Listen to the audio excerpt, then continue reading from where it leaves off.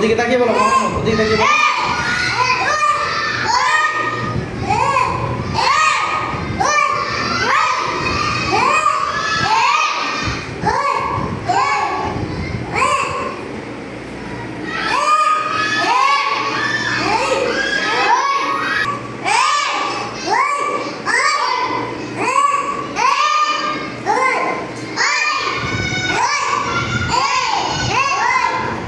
মাশাআল্লাহ। তোমার নাম কি বলো তো?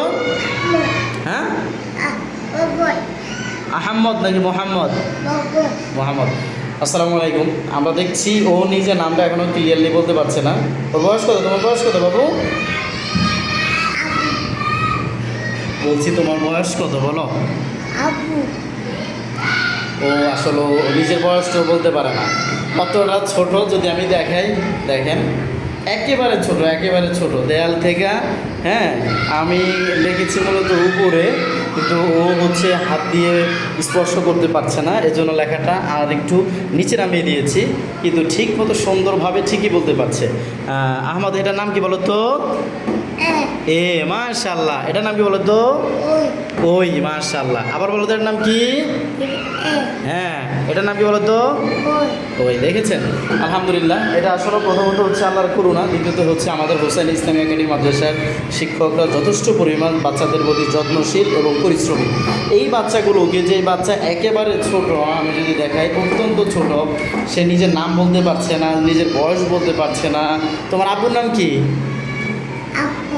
ওই যে আব্বুর নাম বলছে আব্বা।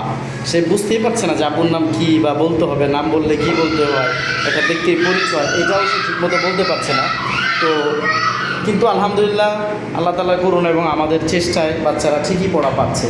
এই বাচ্চাটা কালিমা তৈবা পারে, হাদিস পারে, আরবি হরফগুলো পারে, বাংলা বর্ণমালাগুলো পারে, ইংরেজি লেটারগুলো পারে, তারপরে অঙ্ক সংখ্যাগুলো এরা দেখে দেখে বলতে পারে। তো এটা হচ্ছে আসলে হোসেন ইসলামী একাডেমি মাদ্রাসার মূল লক্ষ্য হচ্ছে এই ছোট ছোট কোমলমতি শিশুদের হৃদয়ে ইসলামের বীজ বপন করে দেওয়া। এই মিশনে আমরা নেমেছি এবং এই মিশনে আমাদের পথ চলা শুরু হয়েছে 2024 সালের ডিসেম্বর থেকে আমরা শুরু করেছি এবং আনুষ্ঠানিকভাবে 2025 সালে জানুয়ারি থেকে শুরু করেছি এবং আমরা এই পর্যন্ত সফলতার সাথে ইনশাআল্লাহ আলহামদুলিল্লাহ আসতে পেরেছি। এটার জন্য প্রথমত আল্লাহ দয়া করেছেন আমাদেরকে, দ্বিতীয়ত হচ্ছে হোসেন ইসলামী একাডেমি মাদ্রাসার অনেক হিতাকাঙ্ক্ষী আছে যারা মাদ্রাসায় বিভিন্নভাবে পরামর্শ দিয়ে বিভিন্নভাবে সাহায্য সহযোগিতা করে থাকেন।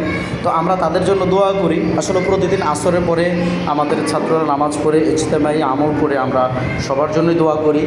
তো এই প্রতিষ্ঠানটা এই জায়গায় আসার পিছনে মানুষ হিসেবে যাদের চেষ্টা, পরামর্শ, সাহায্য এখনও এখানে আছে বা ছিল, আমরা তাদের সকলের জন্যই দোয়া করি এবং আপনারাও আমাদের জন্য দোয়া করবেন এবং পরামর্শ দিয়ে থাকবেন, আমরা যেন প্রতিষ্ঠানটাকে আরও মানসম্মত একটা প্রতিষ্ঠান হিসেবে রূপ দিতে পারি এবং সফলভাবে ইখলাসের সাথে প্রতিষ্ঠানটা পরিচালনা করতে পারি। আসসালামু আলাইকুম।